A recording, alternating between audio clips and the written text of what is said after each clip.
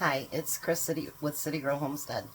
So today I actually put 2 chickens through my Instapot. And so what I did for the first time actually, after I did all that, I put my bones back in all the water that I had added. And I put some onions and a couple other things in there.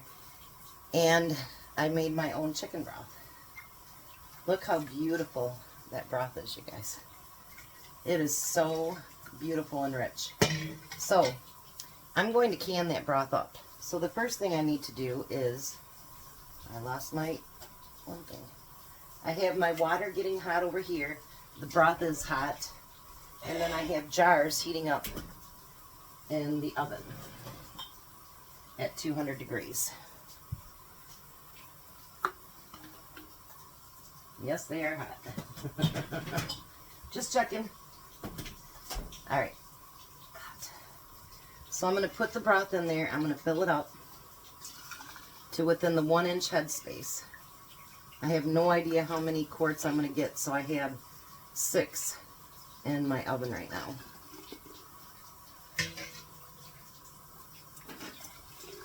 Oh, let me move you back here so you can see how rich that is. Isn't that beautiful broth? Oh my. So pretty. So pretty. Alright, so I took it up to the 1-inch head space. And now what I'm going to do is I'm going to take my towel and I'm going to clean my rim. And this, when you clean the rim, it lets you know if you have any chips on there. But obviously this is all fat basically. So you want to make sure that you clean it really good, because if you don't, it will not seal.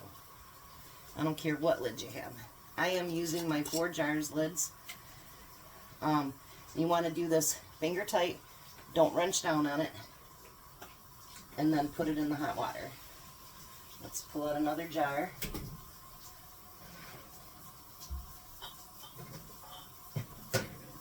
I had to actually order more lids. I ran out of the free ones that they gave us, so over Christmas they had that special and I bought 400 more lids, because they are what I would consider the very best lids I've ever tried.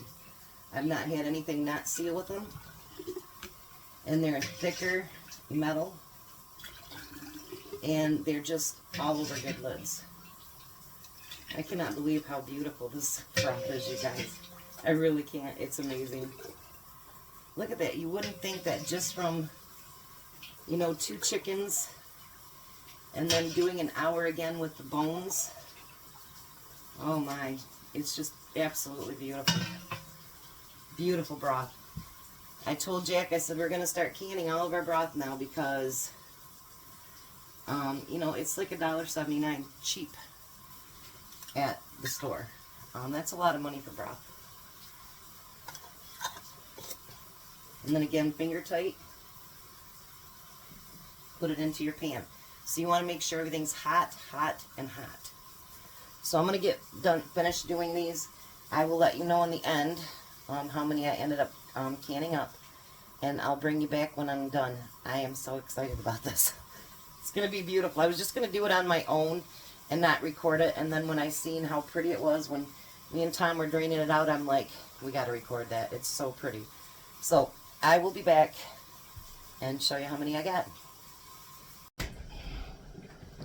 Alright, so I got 4 quarts and 1 pint. It's already boiling in there. We're going to put the lid on the canner. There we go. So, the next step is we're going to wait for this to come to pressure.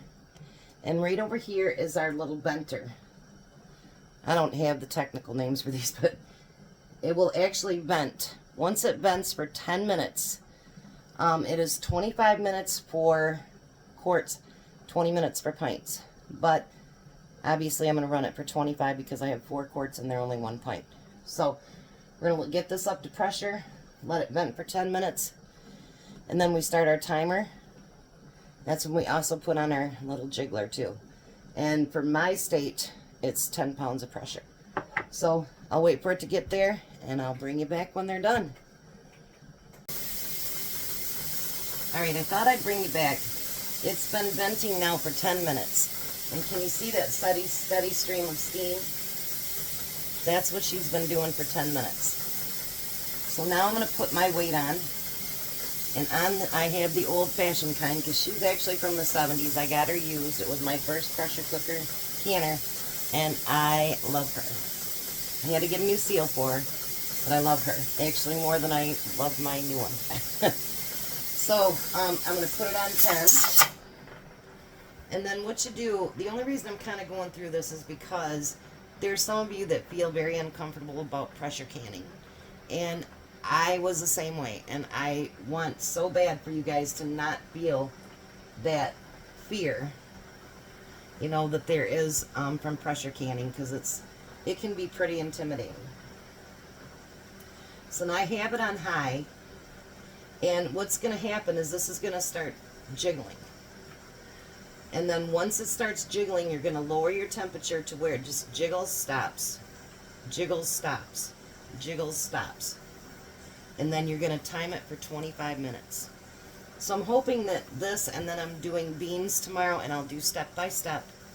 I'm hoping that, you know, maybe you guys can gain that love for pressure canning that I have, and get rid of some of the fear. Because, you guys, I was scared poopless. I really was. It was very, very intimidating for me, and I'm so glad that I got over the fear. Now I'll actually sit here and I'll prep and do everything else right next to it. I don't think anything about it. Except for right now it's really hot because the oven was on. This is on. My dehydrator's on. So I'm sitting here. So, you know, if you guys have questions about it, you know, I'm not a pro. This is my second year of canning. I've had very good success as far as not having any of my lids coming off and whatever. There's a few. There'll always be a few. That, you know, they've come off when during storage or whatever, fault seal, whatever it happens to be.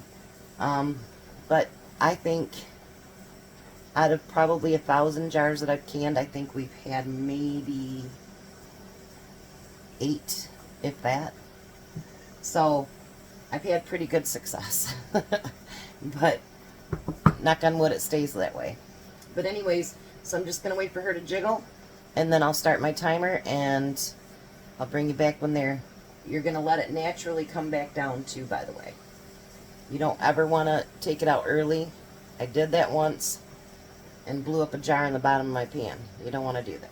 So she's actually starting to get ready to do it. I can tell because it's like spitting out a little bit of water underneath there. You kind of get to know your canner, and like I can go sit in the living room and I can hear her. Now the other one is not like that. It doesn't rock the same way, so I have to, you know, be more observant. But she rocks, I roll, and I get to hear her. So I will bring you back now when they're completely done. I couldn't help myself. That's what she sounds like. So now I'm going to turn down the heat a little bit. She goes just usually below medium. And then she'll slow down. And then she'll stop. And then she'll jiggle again. I know it's a longer video than I planned on, but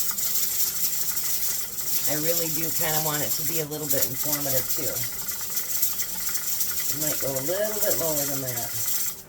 There you go. And see how she'll stop? She'll start. And then she's getting to jiggle again. And then she'll do that and then stop, see? Do it again, stop. If you get it where it constantly jiggles, that's not going to hurt anything.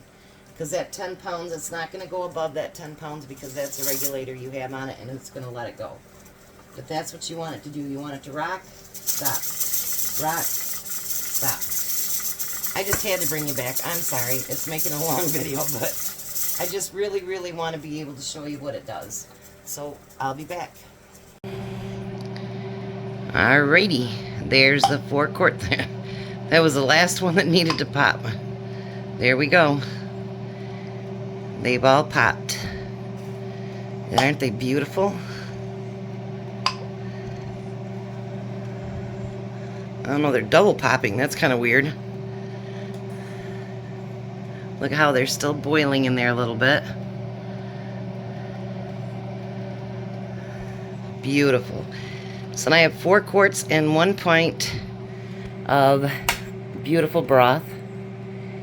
And again, they were sealed by the 4 jars, lids. If you look down in my description, you'll find a discount code for 10% off. I want to thank you guys for coming along, and I hope that it really helped you guys to learn a little bit about canning today. Have a blessed night.